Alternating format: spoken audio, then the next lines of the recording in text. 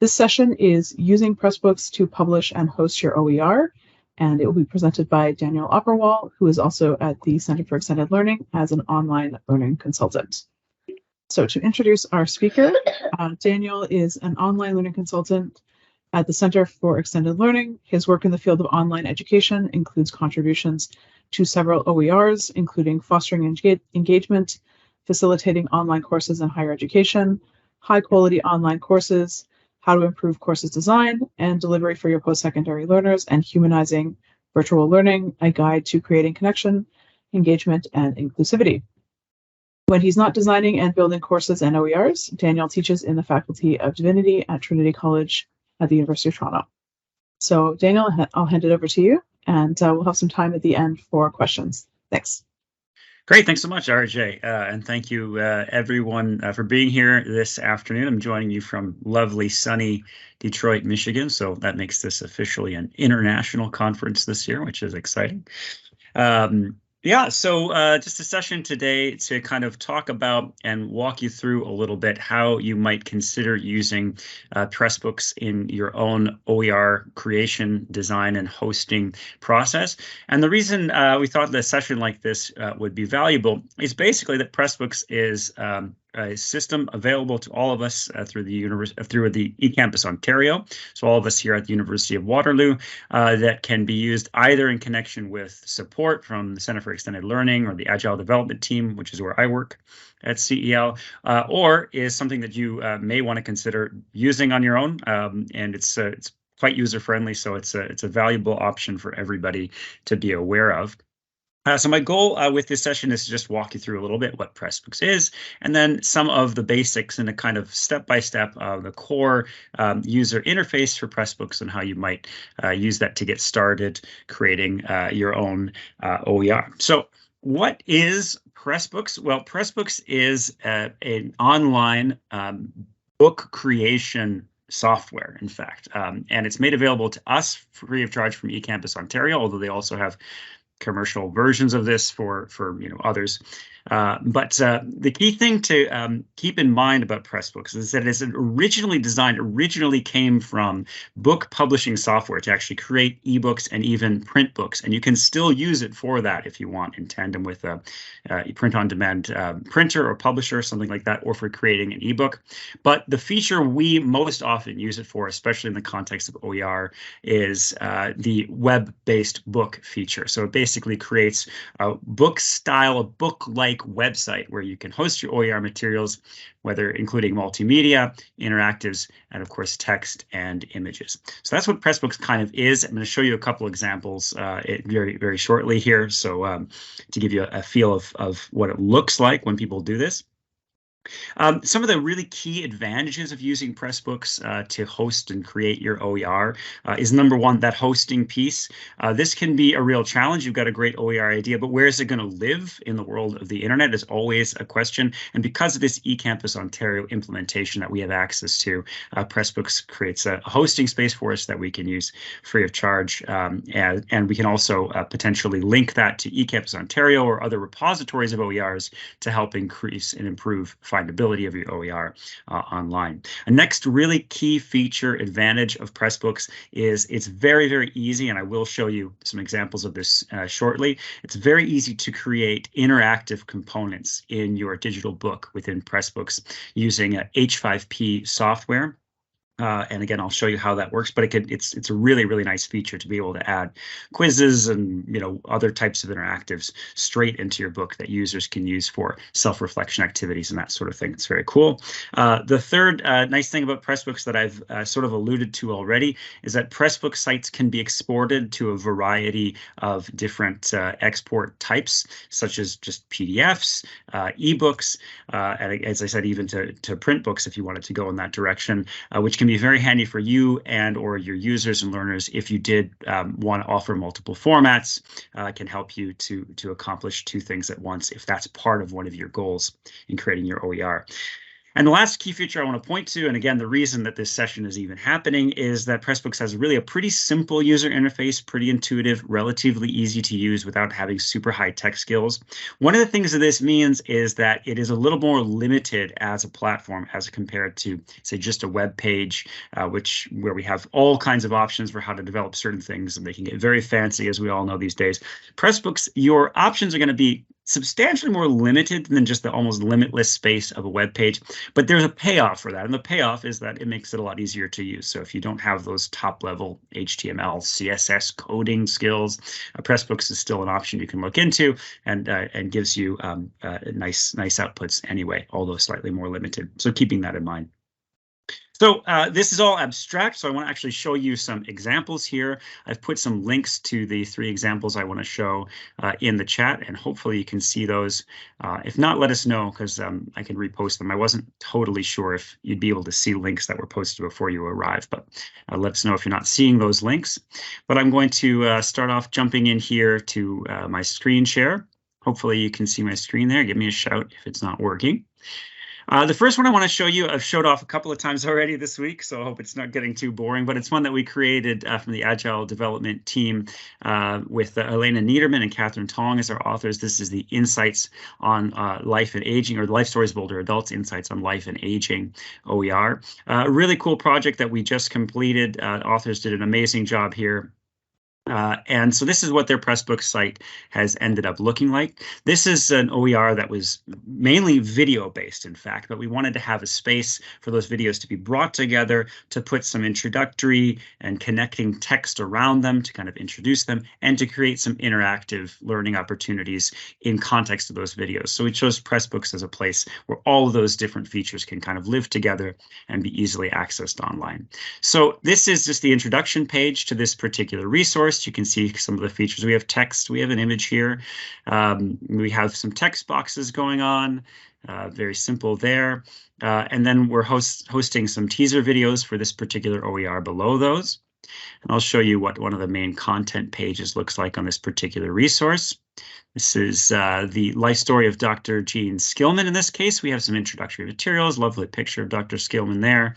And then we've got her life story video. I'm actually just very quickly going to stop sharing and reshare to make sure my sound is working. There we go. And we hosted these videos in YouTube. The reason for that is that Pressbooks does host some videos, but your limits on how big your file can be are pretty small, only 24 megabytes. So for larger videos like this, YouTube, it can be a good choice. I am from Ontario. So this is Dr. Skillman's video. I certainly won't play it all. It's absolutely fascinating. I highly recommend watching it. On a farm. Just giving you a taste of what this can look like. So her video there is embedded on the page. And then the last key thing we have on each of the pages in this particular OER is a reflection prompt that involves one of these interactive H5P tools. So in this case, we use something called the documentation tool to give the learners an opportunity to type in some reflections based on their prompts. And with this particular tool, they can then export those reflections and use them in a class, keep them for their own notes. However, this OER is getting implemented, they can export those reflections and use them in various kinds of activities. So this is basically what a Pressbooks page typically looks like. I'm going to show you another very nice example. This one was not created by the University of Waterloo, but I found it in the eCampus Ontario repository of open educational resources. It's a really nice one. They did a great job with this: exercise and physical activity in Indigenous health. So this particular project, based on what I've seen of it anyway, had very similar goals to most OER projects. You wanted a space for text, a space for some interactions. And I'll give you just a quick look at what some of their pages ended up looking like. They're very nice. So we've got our headings, we've got our text, some images. And similar, once again, with this project, they used some different H5P interactives to create a little bit of a interactive feel to certain things. This is just a slideshow, very simple interactive that they used here. We have more text and images, another text box. There's some drop-down interactives also done by H5P. This is an interesting one, which is what we call a hotspot interaction, but using hotspots on a map to create some interactivity with content. So that's another H5P option that they took advantage of. and lots of lovely, lovely content here. Very, very nicely done. Here's one that's a flashcard interactive through H5P. So these are all options that are really quite easy to create in Pressbooks and that you can potentially create on your own. They also use some embedded videos here within all their activities. So a really nice example of what Pressbooks can do. And it looks like they use the documentation tool just like we did for some reflective activities. Very nice. Last one I wanted to show you is a little bit of a higher level one. I'm showing you this. The first two I wanted to show things that are probably reasonable for at least a moderately skilled, if you're moderately skilled with technology and that sort of thing. This is a project we did for the VLS grants through eCampus Ontario. One of the ones mentioned in my bio, high quality online courses. And this one was done with a lot of support from professional developers to get it even a little bit more of a slicker look and feel, these sort of fancier type text boxes. We've got some fancier visual interactives in this one. This is all possible, obviously, in Pressbooks. I'm showing you Pressbooks right now. But to get to this level of polish does start to kind of require some professional development support. So this is what you're looking to do. Reaching out for that support is a great idea, and we can see what's possible. But just wanted to give you a sense of the sort of very blue sky upper limit of what you can do with something like Pressbooks, even if you probably need professional development support to accomplish this. But this is a really nice one. I also, shameless plug, wanted to show this one off because it's a great resource if you're teaching online. Highly recommend taking a look at it in your course designs. So that's a couple of examples about Pressbooks. I think we're going to sort of take questions at the end, but please feel free to pop them right in the chat as we go. I also wanted to show you, this is kind of a meta example in a way, the Pressbooks user guide itself, which is itself created in Pressbooks.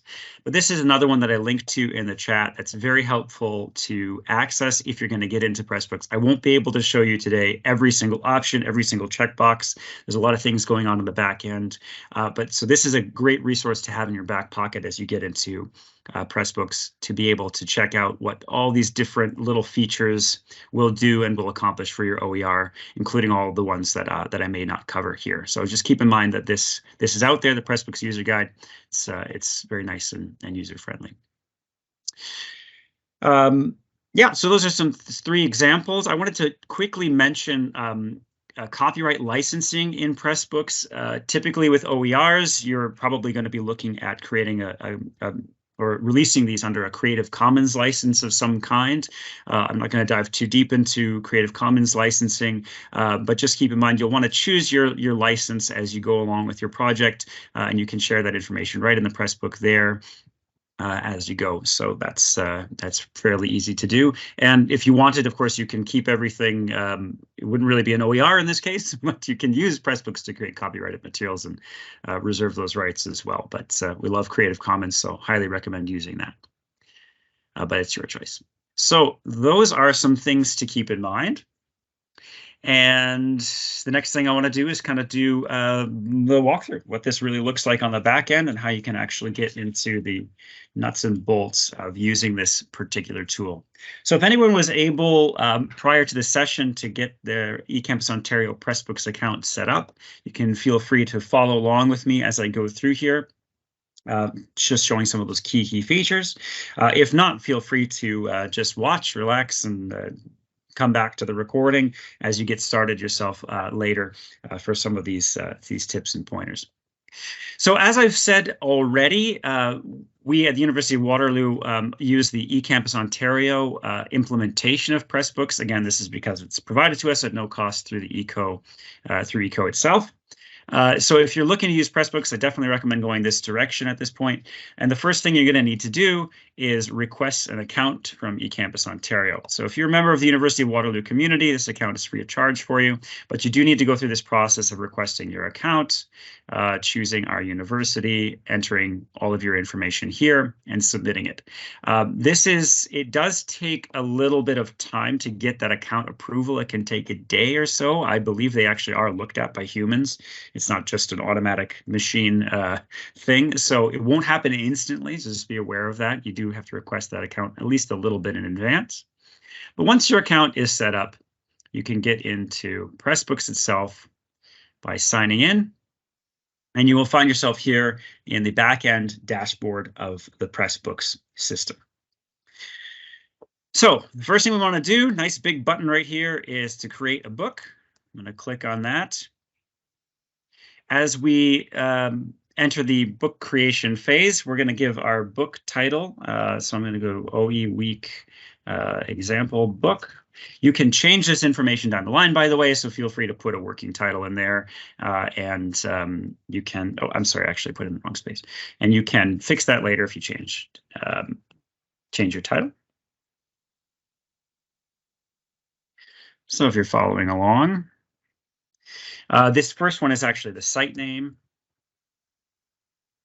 And that's going to give you your ultimate URL for this particular Pressbook. So you want to choose a single word, something like OE example in this case. I'm going to choose my language.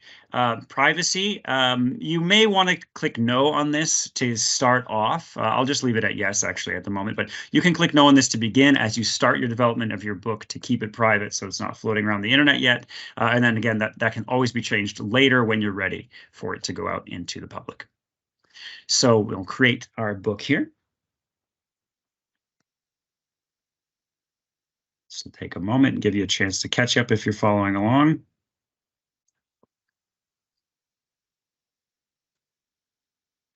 And voila, we have a new book. The OE Week example book now exists in my Pressbooks account. So this is your basic back-end dashboard with respect to a specific book. And I want to show you some of the key features and tabs that are over here on the left that you're going to need to use to get started in your book creation. So the first one I'm going to show you is the Appearance tab. I'm going to click on this Appearance tab here. And what you'll see with Pressbooks is that it gives you a whole bunch of pre-installed theme options that will affect how your headings look, how the pages appear, and you can see they all have a kind of different look and feel to them. Now, you'll notice looking at these that a lot of these are very much geared towards a book, an ebook or a print book. Again, this is fundamentally a book creation platform that we're using to create a web type book. And for that reason, I often feel personally that a lot of these might be absolutely lovely for certain book designs, like the Bukowski theme or the Bronte theme might make a beautiful physical book, but often don't really have quite the feel that we're looking for in a web resource, at least not to me. You can use any of them. They will all create a web resource. Personally, I find that the Malala, the Asimov here, the Baker theme, Clark and the McLuhan are the ones that we most often use for web-based books. They just seem to have that fairly clean feel that we typically expect. Oh, and the Jacobs is one I use as well quite a lot, that we sort of expect in a web-based resource. So why don't we pick Jacobs here, and I'm going to activate that. And I've now selected the overall theme for my book. So there we go. I want to show you very quickly here the theme options tab. And there's a lot here, so I'm not going to go through every single thing, but take a look at this tab. It gives you a whole series of different options that you can think about how you want to display your web resource. We have global options here, things like whether to display your copyright license on each chapter, just display it at the front. You can work with the colors a little bit here if you want to play with those, making the different text boxes and so forth have different appearances. And then there's some web options here as well for your web book that you can play with and explore as you go. So changing things like the font, whether you want to indent paragraphs or skip lines, all these sorts of little details, little look and feel details are available there under the theme options. If you are exporting, there are PDF options and ebook options as well. I definitely won't spend any time on those right now, but be aware that they exist here if you're setting up your book for those types of exports. So that's our Appearance tab. So what we've done now is we've chosen the Jacobs theme, nice clean theme for our book, and we're ready to start actually creating some content. And so to do that, I'm going to click here on the left, the Organize tab. And this is where you're going to spend as you're building, as you're creating your resource. This is where you're going to spend a lot of your time. This is kind of your home base for navigating your way through your different pages and for creating new pages especially. So as I said before, right up here is your private versus public option for the book. This can be changed anytime and changed back and forth. If you want it private for a while you're editing things and then re-releasing it, just click those boxes at the top, make sure the settings are the way you want them. And then within Pressbooks in the back end here, you can see we have three different sort of types of content: front matter, main body, and back matter. So once again, thinking of this as a digital book, just like in a book, we have our front matter sections and most of the book, the main body, and then a few things in the back matter. The same layout exists in Pressbooks, ebooks, and digital books as well. So front matter is often used for introduction. If you have a land acknowledgement, if you have other stuff to say about copyright, you might want to put it there, or sometimes in the back matter. These sorts of things go in the front matter. You can create as many front matter pages as you need. The back matter is often things like appendices, if you wanted to do an index of some kind, and often we put copyright materials and bibliographies or works cited there in the back matter as well. So again, you can create as many pages as you want. But most of what you're going to be doing is creating main body chapters. Now, these are called chapters within the Pressbooks system. You don't have to name them that way, but I will just go with that for now. It's going to, by default, give you a chapter 1, but I'm now going to create a new chapter called chapter 2. So actually, let me take a quick step back and walk you through what I just did there. So I'm going to click the Add Chapter button to create a new section here under main body. I'm going to name it up here chapter 2. Over on the right here, you can decide whether you want this title to appear on the page or whether you don't. So there's sometimes, you may or may not want that, so be aware that that option is there. I will leave it checked as show title. If you're building a web resource, fairly obvious to say, but just to make sure it's clear, make sure it says show in web there. That is the default. You can require a password if you want to lock it. We usually don't for OERs, of course. And show and exports, this is something you may or may not want to check. So if you do want people to be able to export your work to PDF or something like that, you want to leave that checked. But if the idea is just to use it exclusively on the web, you can uncheck that or turn off exports altogether on the back end as well. So a couple little options there. And from here, the heart and soul of it all is just our nice WYSIWYG editor box right here in the middle for creating our new, fresh, happy content. Now, this editor, I won't go through every single box here by any means, but it's, as I said, a WYSIWYG editor. What you see is what you get editor. So you type it out, lay it out the way you want it to look, and that's more or less how it will look when you export the page. So the key features you want to keep in mind here are this drop-down box with styles. Definitely when you're using Pressbooks, use heading styles when you are creating headings. So to create a first heading on a page, you want to make it as a heading 1. There's for accessibility reasons, you want to have one single heading 1 on a page and never more than that, just one single heading 1. And if you want further headings after that, use heading 2, 3, and 4 in sequence with each other. So I created my first heading, calling this test chapter. And I can type my content right in there or copy and paste your content into there as well.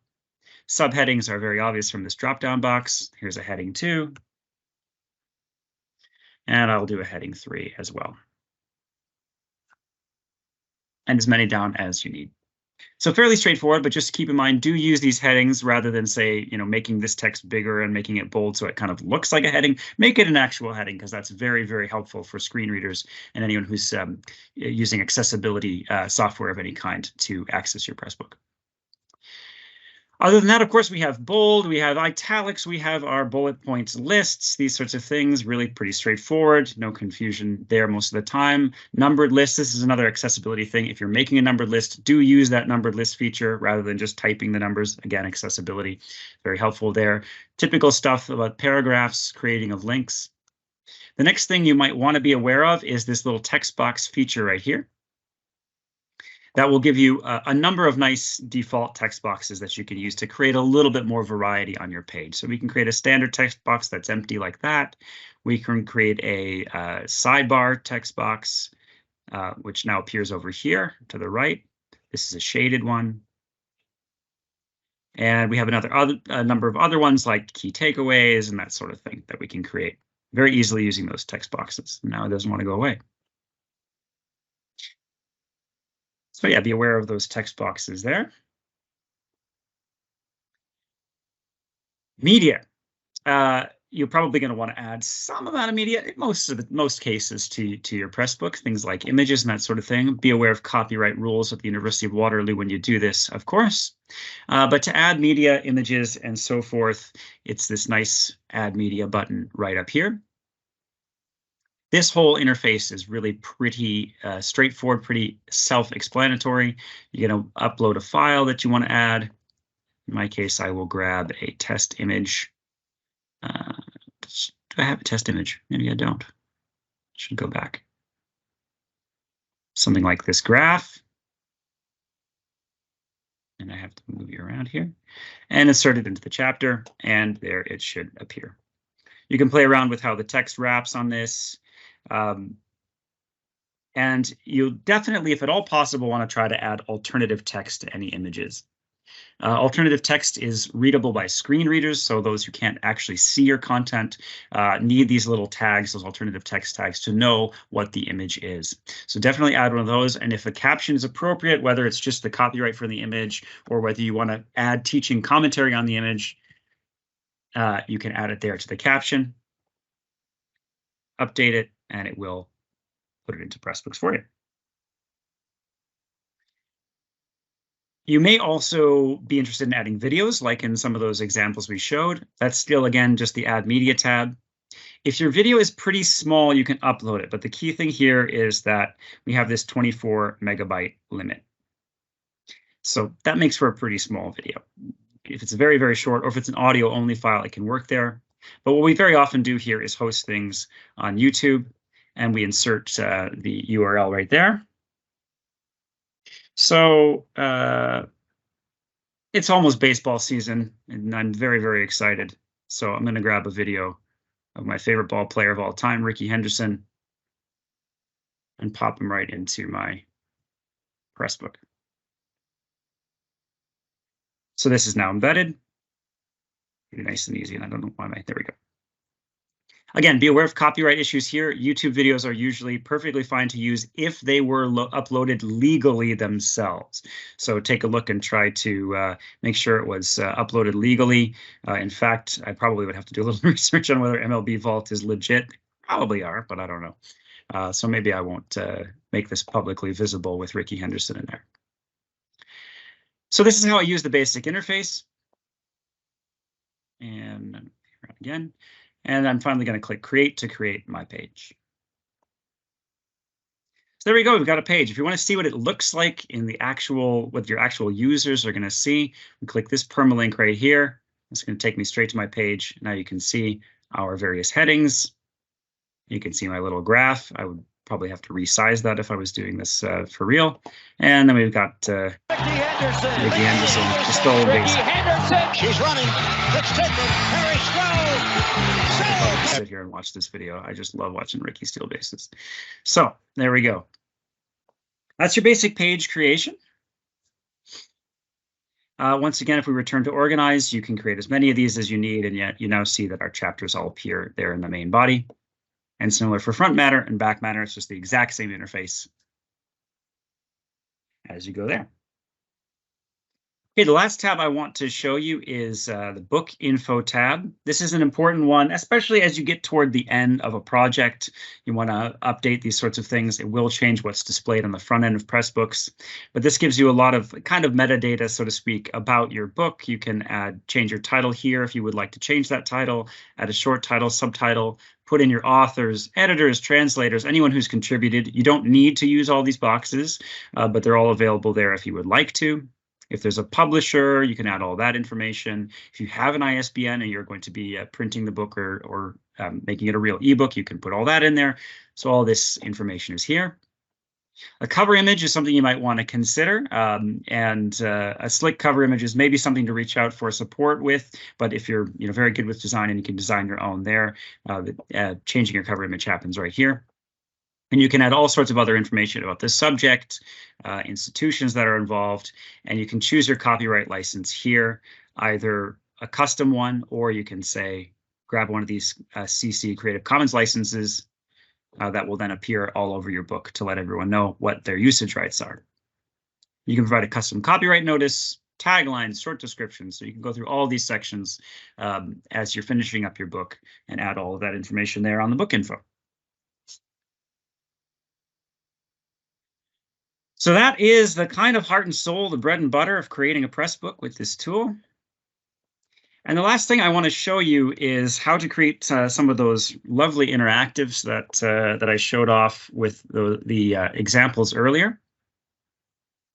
And the first thing I'm going to do here to show off these interactives is hop into the chat and share with you a link to h5p.org.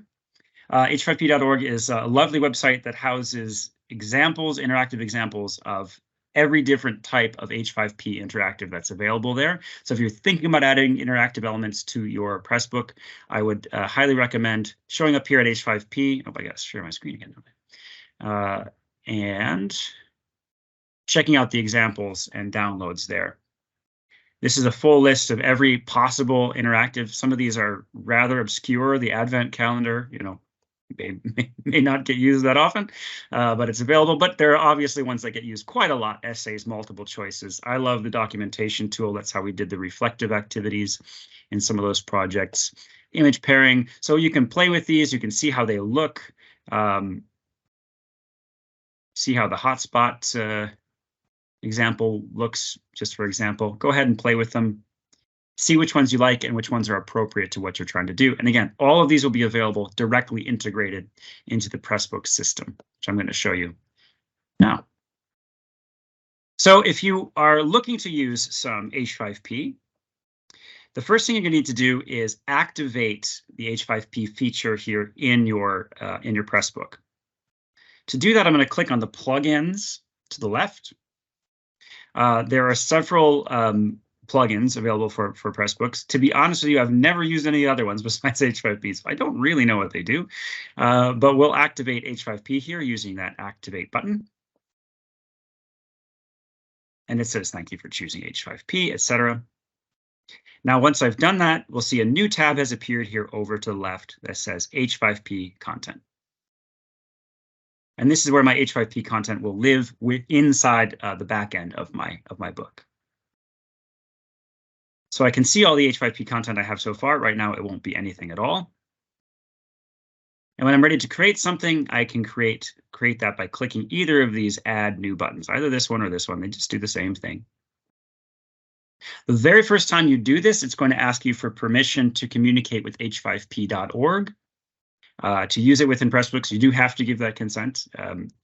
If that doesn't work, then unfortunately H5P won't work either. But hopefully that's all right. So give that consent, and now we can see here within Pressbooks, I have all the choices for each and every one of these H5P interactives available to me. So in this case, let me choose a multiple choice. Very simple. I'm going to click Get and then Install. You only have to do this once for each of these interactives, but you do have to kind of bring it in, install it into the Pressbook. And now it's installed, so I can use it. Click Use. And I'm going to call this multiple choice, is Opperwall talking too fast? Question mark. My question is going to be, is Opperwall talking too fast? I'm going to create a couple of options here. So I won't show you every possible H5P and all the different ways they work. So you get in there and play with these back ends of how you build the actual H5P tools. They are pretty self-explanatory, relatively straightforward and easy to use with this multiple choice one, title, question, and then options. It's pretty simple. So the first option I'm going to say is yes. I'm going to call that correct. The next option I'm going to say is no. And that's obviously not correct, so we'll leave that off. You can create custom feedback with the multiple choice. Might as well show you how to do that while I'm here. If it's 0 to 50%, I'll just have it say try again. And if it's 51 to 100%, I'll say great job. He really is talking too fast. All right. Different H5P interactives have obviously different backends with different things you need to fill in and so on and so forth. And again, you can play with this all on your own in terms of behavioral settings and this sort of thing. One thing to be aware with H5P is that by default, there will be share-alike buttons at the bottom of your H5P interactive where people can grab that H5P file and use it in their own as like a tiny little mini OER. That's great if you want to do that. We certainly encourage that in Open Education Week. If people found your multiple choice would be perfect for their own course or their own open educational resource, that makes it very easy for them to grab it. If there's a reason not to, you can just click this box and take away those buttons. But I'm going to leave them on so that you can see what they look like. So I'm ready to create my multiple choice about whether I'm talking too fast. And here we go. So this is now what it will look like, and I can play with it to make sure it's doing what I'm expecting. So if I click no and check, it says try again. So I'll retry, click yes this time. Great job, and I got 1 out of 1. So if this looks satisfactory, this is what I want it to look like, then it's all set. If not, you can of course click edit, go back into that backend and fix whatever's wrong. So now I've created an H5P interactive within my Pressbook. And the next thing we need to do, fairly obviously, is put it on a page so someone can actually use it. So I'm going to go to my first chapter here. I'm back in this WYSIWYG editor once again that I already showed you, exact same thing. Except now that we've activated Pressbook or H5P, there is a new button here at the top next to Add Media that says Add H5P. So I'm going to click that. You may have a bunch of these. You may have 20, you may have 100 for a Pressbook. So you'll just get a big list of all of them that you've created so far. And all I got to do is click Insert.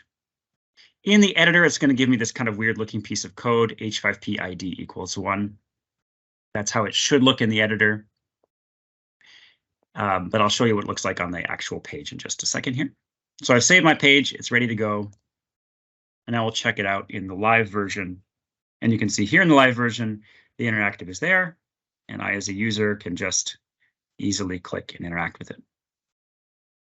Once again, all H5P options are on the table here in Pressbooks. It's one of the really, really great features, one of the things we love about it. So scope them out at h5p.org, see which ones work for your needs, and plug them on in. I should also mention very quickly, if and when you do update, if I were to go back and edit this on the back end, it will automatically change it here as well. So you do not have to go back and re-embed it and so forth. So if I edit this here and I add an option and I say maybe and update here,